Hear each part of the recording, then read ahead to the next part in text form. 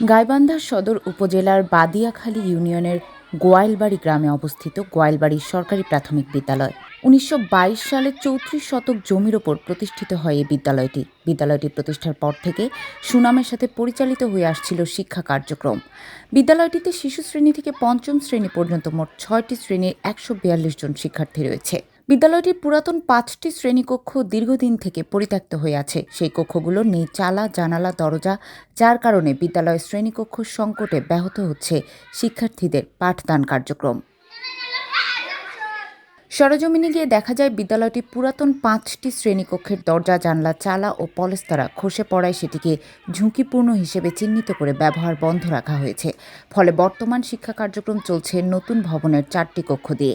তার মধ্যে একটি কক্ষ ব্যবহৃত হচ্ছে অফিস রুম হিসেবে। ফলে শিশু শ্রেণী থেকে পঞ্চম শ্রেণী পর্যন্ত মোট ৬টি শ্রেণীর পাঠদান সম্ভব হচ্ছে না একটি ভবনের সীমিত স্থানে।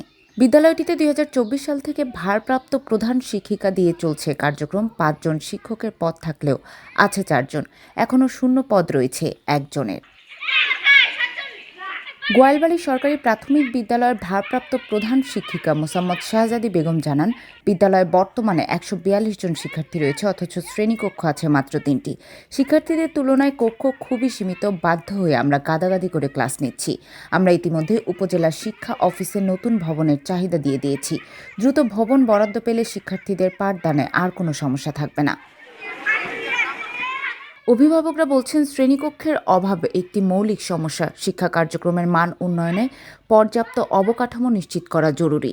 শিক্ষার্থীদের মানসিক ও শারীরিক স্বাস্থ্যের জন্য পর্যাপ্ত শ্রেণীকক্ষ থাকা অত্যন্ত প্রয়োজন। গাইবান্ধা জেলা প্রাথমিক শিক্ষা অফিসার লক্ষণ দাস চন্দ্র বলেন, এই স্কুলের বিল্ডিং না হওয়ার প্রধান কারণ যেটা বলে সেটা প্রধান শিক্ষকের অজ্ঞতা আমার মনে হয়। যেটা যে আমাদের একটা সফটওয়্যার আছে, আইপিএম সফটওয়্যার। এই সফটওয়্যারে বিদ্যালয়ের যাবতীয় তথ্য প্রতি বছর আপলোড দেওয়া হয়, আপডেট করা হয়। এটা আমরা আগে ম্যানুয়ালি করতাম, গত ১০-১১ বছর হলো আমরা এটা অনলাইনে করছি। অনলাইনে বছরে একবার বা সারা বছরই আপডেট করা যায়। বিশেষ করে একসাথে একবার হয়, যেটা মার্চ এপ্রিল মের দিকে হয় একটা, সেটা বিস্তারিত তথ্য। সেখানে স্কুলে কয়টা বেঞ্চ, কয়টা বিল্ডিং, কয়টা শ্রেণীকক্ষ, কয়টা পরীক্ষার সব ওখানে থাকে।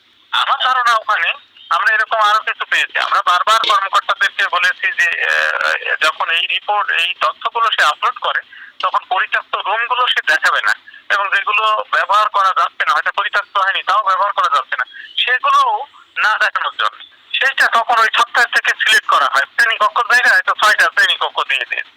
তারপরে ছাত্র সংখ্যা হয়তো তার ১০০ বা ১৫০ বা ২০০। তাহলে এখন কর্তৃপক্ষ দেখছে যে ৬টা রুম, ২০০ শিক্ষার্থী বা ১৫০ শিক্ষার্থী, তো ওখানে তো রুমের প্রয়োজন নেই। এই কারণে বারবার এটা বাদ গেছে আপনার ওই তালিকা থেকে।